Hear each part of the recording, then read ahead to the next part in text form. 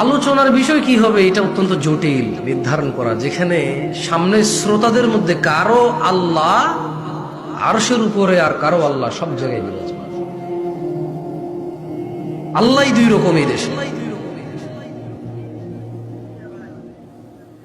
যেখানে কারো নবী নূরের তৈরি আর কারো নবী মাটির তৈরি।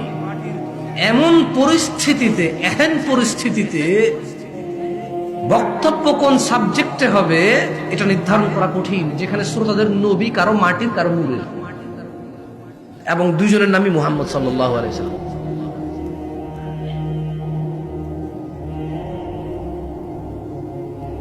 যেখানে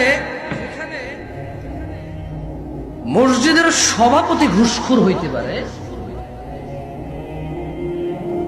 যেখানে পায়ের উপরে পা তুলে বসলে বেয়াদবি, দাড়ি কাটলে বেয়াদবি না, এমন সমাজে কি বিষয়ে বক্তব্য দেবে এটা নির্ধারণ করা খুবই কঠিন। যেই সমাজে দিন প্রচারক তথা ইউটিউবার এবং ফেসবুকার এদের মতো ঈশান নামাজি পড়ে না, সে ওয়াজ রেকর্ডিং করে প্রতিদিন। যেই সমাজে একটা থাম্বনেইল দিবে, দেখেন কে কাকে কিভাবে বাঁশ দিছে বলে, এবং সে এটাকে দিন প্রচার মনে করে, ওই সমাজের অসুস্থ মস্তিষ্কের যুবক এবং প্রচারককে সামনে পেলে বক্তব্যের টপিক কি হবে এহেন পরিস্থিতি নির্ধারণ করা কঠিন। যে সমাজে মানুষকে দ্বীনের কথা বলতে গেলে বিরিয়ানি রান্না করে আনতে হয়, এই পরিস্থিতিতে দ্বীনের প্রসারের টপিক কি হবে সেটা বলা কঠিন। যে সমাজের প্রত্যেকটা মানুষ চায় সামনের লোকটা ভালো হয়ে যাক, আমি হব না, এমন পরিস্থিতিতে কি সাবজেক্টে আলোচনা হবে নির্ধারণ করা অত্যন্ত জটিল।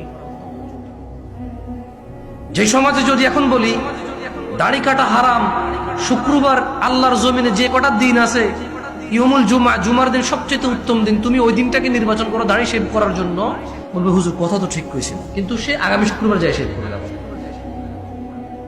এমন যুবক এবং এমন মুসলিমদের সামনে কি টপিকে আলোচনা হবে যে দাড়ি কাটা হারাম আপনি বলবেন, আপনাকে বলবে আপনি একদম ঠিক কথা বলছেন, পরের শুক্রবারে যে সে দাড়ি কাটবে, এমন যুবকের সামনে কি বক্তব্য হবে, কি বিষয় নিয়ে আলোচনা হবে।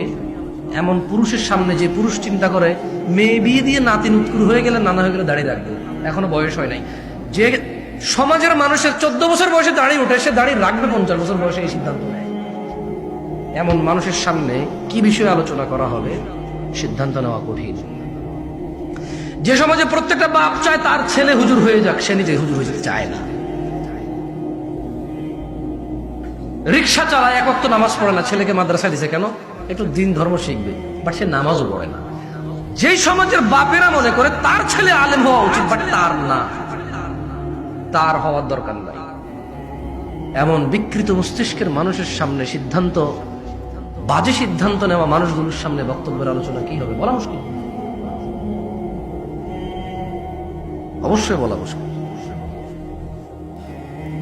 যেখানে 50,000 টাকা দিয়ে বক্তা আসবে, অন্য বক্তা কি ভুল বক্তব্য দিয়ে গেছে সেটা প্রচার করবে, অথচ এই মানুষগুলোকে একটা সুন্নত শিক্ষা দিয়ে যাবে না, শ্রোতারা এতে অভ্যস্ত হয়ে যাবে এবং ওইটাকেই দিন প্রচার মনে করবে। এই ধরনের শ্রোতার সামনে বক্তব্যের সাবজেক্ট কি, সিদ্ধান্ত খুবই কঠিন সিদ্ধান্ত নেওয়া। যে সমাজে লেকচাররা আসবে আমল শিখাবে, এটা না করে লেকচাররা আমল করায়। আমি আপনাকে বলবো সুবহানাল্লাহ বললে আসমান আর জমিন মধ্যবর্তী খালি জায়গা পরিপূর্ণ হয়ে যায় নেকিতে, আপনি সুবহানাল্লাহ পড়িয়ে। আমি এটা না করে আপনাকে আমি পড়াচ্ছি এখানে, অথচ আমার উচিত আপনাকে এটা শিখিয়ে দেওয়া এবং আপনি যখন তখন পড়বেন এটা। যেখানে আমি আপনাদেরকে বলবো যে লা ইলাহা ইল্লাল্লাহ সর্বোত্তম জিকির, সর্বোত্তম কি জিকির, সেখানে আমি আপনাদেরকে জিকিরটা না শিখিয়ে আপনাদেরকে জিকির পড়াই। সবাই বলেন লা ইলাহা, জিকির করাইছি, শিখাই নাই। এখান থেকে বের হওয়ার পর আর কেউ জিকির করে না, মনে করে হয়ে গেছে আগামী বছর ওয়াজ আবার একবার করে নেব। জিকির হয়ে গেছে হজের মতো, বছরে একবার আসে ওয়াজ। এমন পরিস্থিতিতে মানুষের সামনে বক্তব্য দিয়ে মানুষকে সন্তুষ্ট করা, মানুষের পছন্দের বিষয়ে কথা বলা খুবই কঠিন, খুবই খুবই কঠিন।